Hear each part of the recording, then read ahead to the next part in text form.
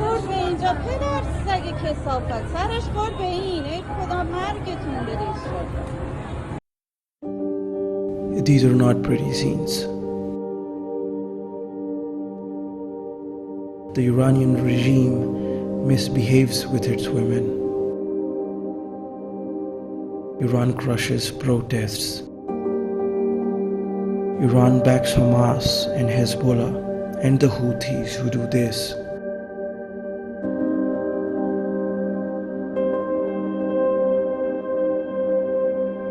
Bush even declared them to be a member of the axis of evil. States like these and their terrorist allies constitute an axis of evil. So is Iran really evil? And is this evil country trying to acquire a nuclear bomb? Will it really wipe Israel from the map if it develops one? What is the story behind Iran's nuclear program?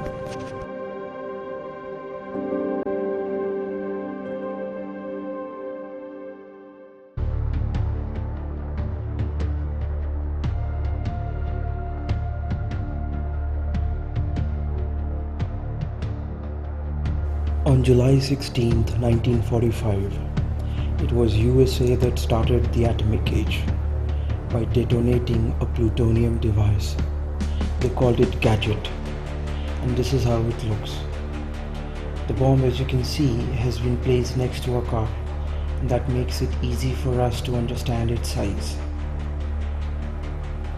Then, less than a month later, on the 6th and 9th of August in 1945, the Japanese cities of Hiroshima and Nagasaki were atom bombed, killing around 226,000 people, most of whom were civilians. The bombing brought the World War to an abrupt close. America had won the war and the world using the power of the atom. USA would venture to win the world again using the power of the atom. This time not by frightening nations, but by attempting to befriend them. In 1953, appearing before the United Nations General Assembly, on December the 8th, President Dwight D. Eisenhower in his Atoms for Peace speech declared, "My country wants to be constructive, not destructive. It wants agreement, not wars among nations."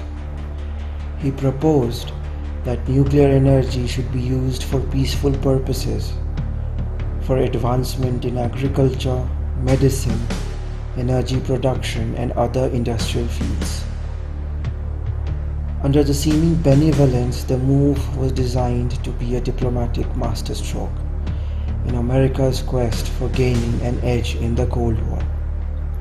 The Cold War, which in essence was a struggle between the two superpowers, the USA and the Soviet Union, for world supremacy, could be won by a superpower if more countries, or rather more of the world, sided with it. A good way to make anyone side with you is to do business with them. Better still, make that business appear as a benevolent help. So following this principle, beginning in 1955, USA signed bilateral agreements in the domain of nuclear energy with dozens of countries worldwide.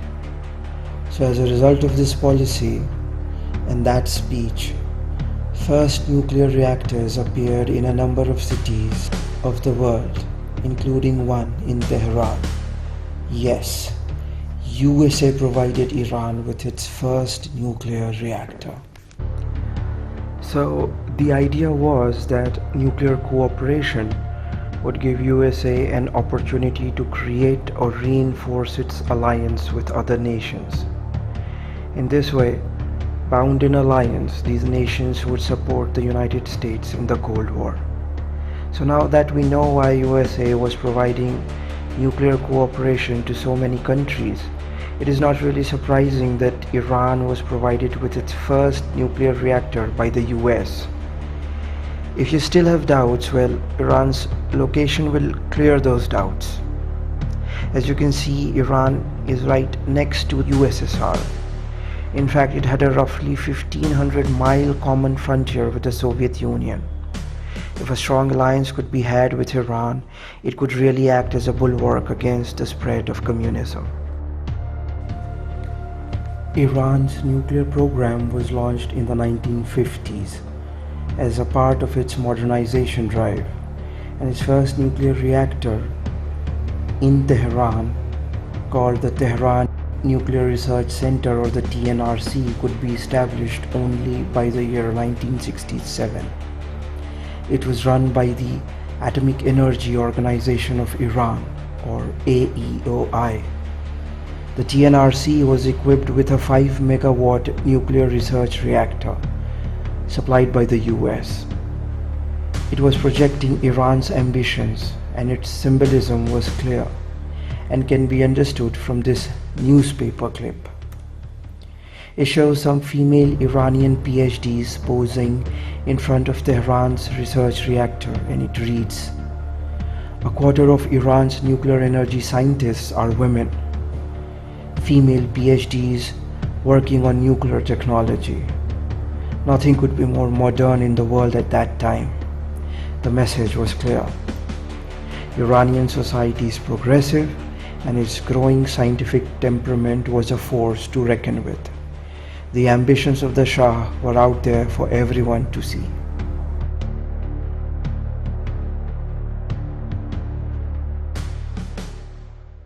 I think that our country in the next 10 years will be what you are today. In the next 25 years, according to other people, I'm not saying that, will be among the 5 most prosperous countries of the world. Iran signed the Nuclear Non-Proliferation Treaty, or the NPT, in 1968 and ratified it in 1970, meaning it had no intention of pursuing a nuclear bomb. In March 1974, the Shah envisioned a time when the world's oil supply would run out and declared, "Petroleum is a noble material, much too valuable to burn. We envision producing as soon as possible 23,000 megawatts of electricity using nuclear plants." The Shah approved plans to construct up to 23 nuclear power stations by the year 2000. But why should a country so rich in oil come to this conclusion so early? Was the Shah so visionary that he saw so early that fossil fuel couldn't be the future? Probably not. The first people who were convinced that Iran does need nuclear power to generate electricity were the new conservatives in the US. The Shah, who had been put on the throne in Tehran by the Americans, was advised that by the Americans that it would be a good idea if he had nuclear power. All the nuclear countries, they rushed into Iran. United States, France, Germany. All of them, they thought that Iran would be a good client for their technology.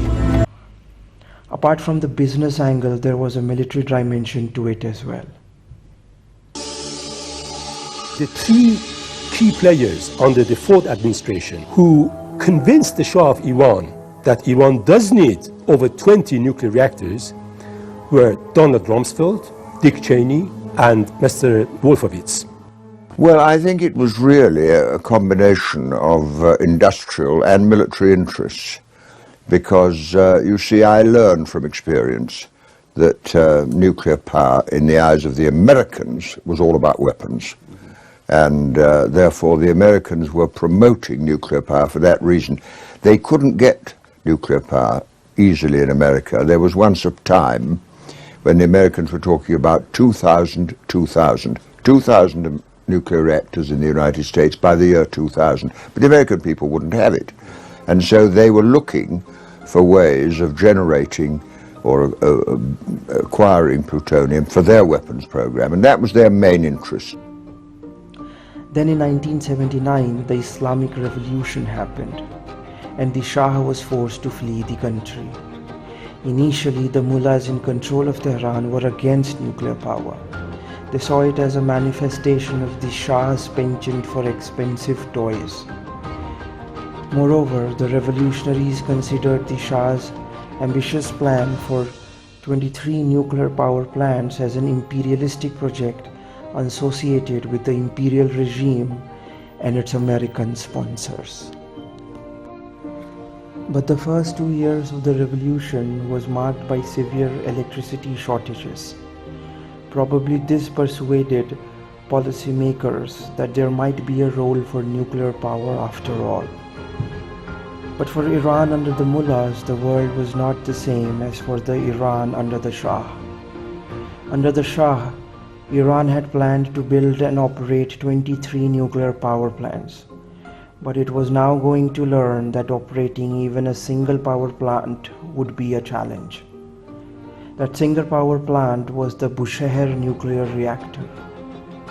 Iran had invested 8.7 billion Deutschmarks before the overthrow of the Shah, and it was 80% complete when the Shah was overthrown. But now the Germans who had the contract were refusing to complete it. But just building the power plant isn't the whole story. To operate the power plant would need nuclear fuel. The fuel was to be sourced from France, according to already executed agreements. For that, Shah had invested a total of $1.18 billion towards the construction of France's Eurodif, a company, or rather a factory with enrichment facility, and based on its investments, Iran was entitled to 10% of the production of enriched uranium coming out of Eurodif.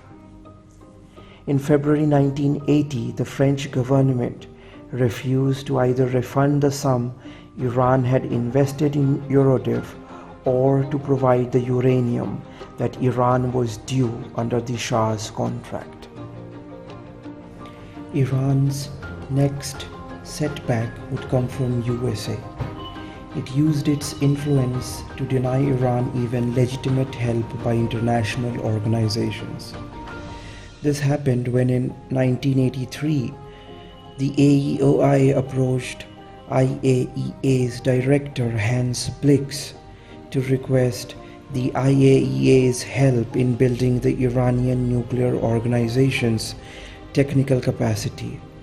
IAEA official Herman Vera Ruiz conducted the survey, and based on Ruiz's memo, IAEA was ready to assist the Iranian nuclear program. When the USA learned of this development, the Reagan administration intervened to stop IAEA from helping Iran. The West had failed Iran. It was denied services that had already been paid for. It was denied cooperation that had already been agreed upon. The America-led, rule-based world order had failed to observe its own rules. Apart from the permanent UNSC members, other countries are also known to have uranium enrichment facilities. Some of these countries are Argentina, Brazil, Germany, the Netherlands, Japan, and even Pakistan. South Korea, being a client state of the US, being pro-US, was not even reported to the UN Security Council. And it completely got away with that. There are similar cases with Taiwan, with Egypt, with Brazil, and all these countries got away with that. But it was a harsh lesson for Iran that the rules were different for pro-American countries and different for countries that were not a client of the USA. More importantly, this treatment of Iran on the nuclear issue was a violation of the core premise on which the NPT was based. Iran had signed the Nuclear Non-Proliferation Treaty. So under the Article 4 of the treaty, Iran had a right to obtain technology for peaceful uses of nuclear power. In putting pressure on its allies like France and Germany to not cooperate with the Iranian nuclear program, the United States was openly violating the Article 4 of the NPT. It was not just a violation of the Article 4 of the NPT, but also of the very spirit of NPT, as the non-nuclear weapon states had agreed that they would not acquire nuclear weapons on the condition that the nuclear weapon states agreed to share the benefits of peaceful nuclear technology and to negotiate nuclear disarmament with the ultimate aim of eliminating all nuclear weapons. Moreover, the United States public declaration of its intent to deny Iran any nuclear technology left Iran with no other option but to pursue self-sufficiency, which in this case meant carrying out uranium enrichment on Iranian soil. This would create and sustain a global tension which persists to this day. All options are on the table. You think the retaliation must or should include strikes that hit Iran specifically? If the Iranian government doesn't get it, we can send more messages. Iran's supreme leader is now warning that his country will have a harsh response to this.